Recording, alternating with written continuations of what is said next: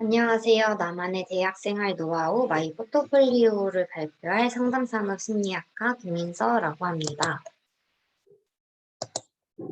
먼저 알찬 대학생활을 하기 위해서 저의 경험에 대해서 이야기를 해드릴 건데요. 저는 고등학교 상담 활동과 관련되어서 상담과 관련되거나 심리와 관련된 활동들을 해왔습니다. 그렇기 때문에 선문대학교 전공 동아리 정보를 확인하고 관심이 있었는데요. 그 외에도 산문대 영어 캠프를 먼저 하여 산문대에서 탐방을 하고 산문대가 어떤 곳이구나를 확인할 수 있는 캠프도 하였습니다. 대학교 입학 준비를 하고 대학교에 입학했을 때 가장 먼저 했던 활동은 동아리 활동인데요. 동아리 활동을 하면서 학교에서 어떤 활동들이 있고 전공 동아리나 아니면 학과를 위해서 멘토링 활동 아니면 모래노와 같이 사이코 즉흥 연기 같은 전공과 관련된 동아리들을 많이 해왔습니다. 교직편집위원회도 해왔는데요. 학생회에 들어가져 있는 교직편집위원회는 교지를 쓰고 글을 첨삭하고 글을 쓸 수 있는 활동입니다. 6월 달에는 학예방학이 시작하여 영어 회화 공부를 시작하게 되었습니다. 이것 또한 혼자 독학이 아닌 1대1 영어 프로그램으로 비교과 프로그램에서 활동을 하게 되었습니다. 10월 달에는 학교에서 열렸던 진로 캠프에 들어가 자신이 원하는 적성과 맞는 그런 진로를 선택하여 진로에 대해서 어떻게 갈 수 있는지 피드백을 받는 캠프였습니다. 마지막으로 가장 인상 깊었던 활동이 멘토링 활동인데요.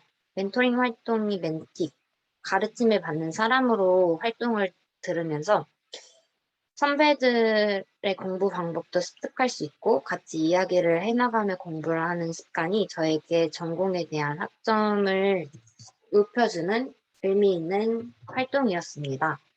2021년도에는 멘토링 활동을 멘티가 아닌 멘토로 활용하였는데요. 멘토를 활동하면서 친구들에게 알려주고 가르쳐주는 것에 흥미나 적성을 찾을 수 있었습니다. 자기주도 연구 논문을 지금 현재까지 쓰고 있고 전공 동아리에서 서기 활동과 역량 강화 빡공단 활동들을 하고 있습니다. 그리고 9월 달엔 직무 분석 대회 등 각종 대회들을 나가고 있습니다. 비교과 프로그램 시청 역량으로 경험 쌓기인데요. 이 포트폴리오를 사용할 수 있습니다. 저는 대내 활동이나 대외 활동을 한 것들을 잊는 것을 방지하기 위하여 항상 이 포트폴리오에 적어두는 습관을 연습하게 되었습니다. 이렇게 정리해두면 나중에 어떤 활동을 했는지, 어떤 감정을 느꼈는지에 생생히 기억할 수 있어 자소서에 쓰는 것에 도움이 되는 것을 확인할 수 있었습니다. 그리고 스타 역량인데요. 먼저 대내 활동을 확인하고 참여하기 위한 방법에는 선문대학교 비교과 프로그램 스타 역량 홈페이지에 들어가 활동을 찾아보는 것입니다. 활동을 참여하면 마일리지도 주고 마일리지로 장학금을 받을 수 있는 장점 또한 있는데요. 전공과 관련된 활동과 여러 대회와 공모전, 영어와 외국어 등 여러 분야에서 경험을 쌓을 수 있습니다. 그 외에 상담 프로그램도 있는데요. 비교과 프로그램에는 찾아가는 상담 프로그램이라고 하여 홀랜드나 CST, 성격 감정 검사 등 자신의 적성이 어떤 것인지, 자신이 어떤 것을 좋아하고 어떠한 성격을 가지고 있는지 잘 탐색할 수 있는 활동도 있어 자신을 알아가고 진로를 계획하는 데 도움이 되는 활동들도 있습니다.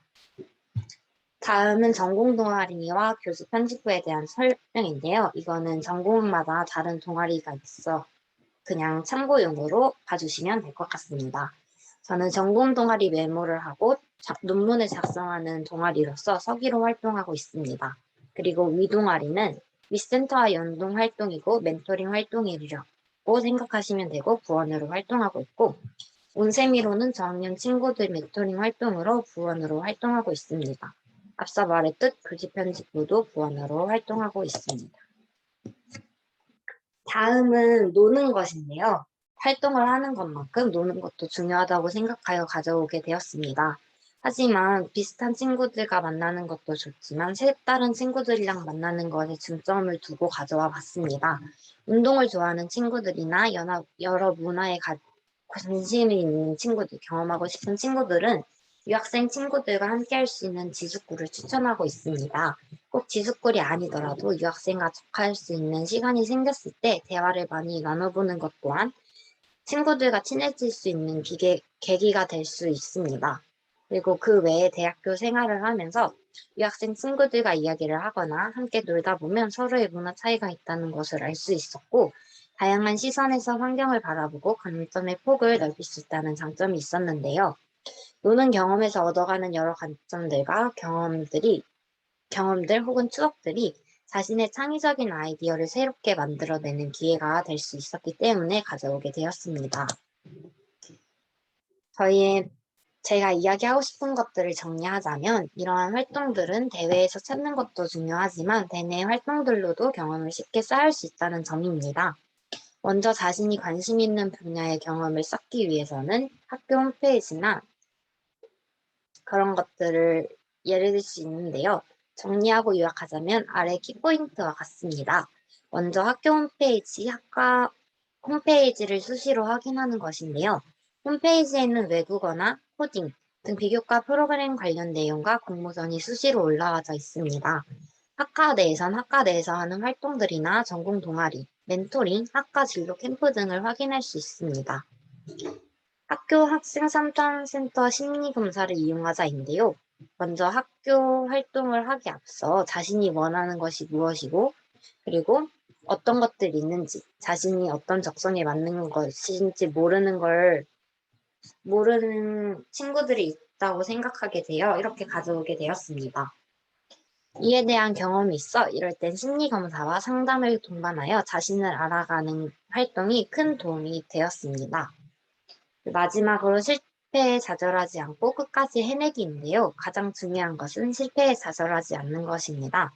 여러 사람들이나 성공한 사람들 중 실패를 한 사람도 있고 실패를 하다가 겪은 기반으로 더 나은 결과물을 만들어내서 자신의 것으로 만들어가는 사람들도 있기 때문에 자신의 것으로 만들어 나가는 것이 중요하다고 생각합니다.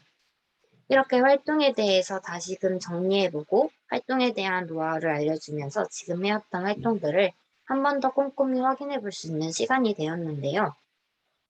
앞서 말했던 활동들 중에서 제가 이야기를 할 키포인트는 학교 홈페이지나 학과 홈페이지를 수시로 확인을 하고 비교과 프로그램을 통하여 여러 대외 활동이 아니더라도 대내 활동들로 경험을 쌓는 일, 그리고 학교 학생상담센터의 심리검사를 이용하여 사람들이 자신이 원하는 것이 무엇인지, 적성이 무엇인지 알아보고 진로를 탐색하는 일이 도움이 된다는 것과 일단 실패에 좌절하지 않고 끝까지 해내는 그런 의지를 불태우는 말과 유학생들이나 친구들과 함께 같이 여러 경험들을 하면서 경험을 쌓는 것이 중요하다는 것이 저의 오늘 키포인트와 소감이었습니다.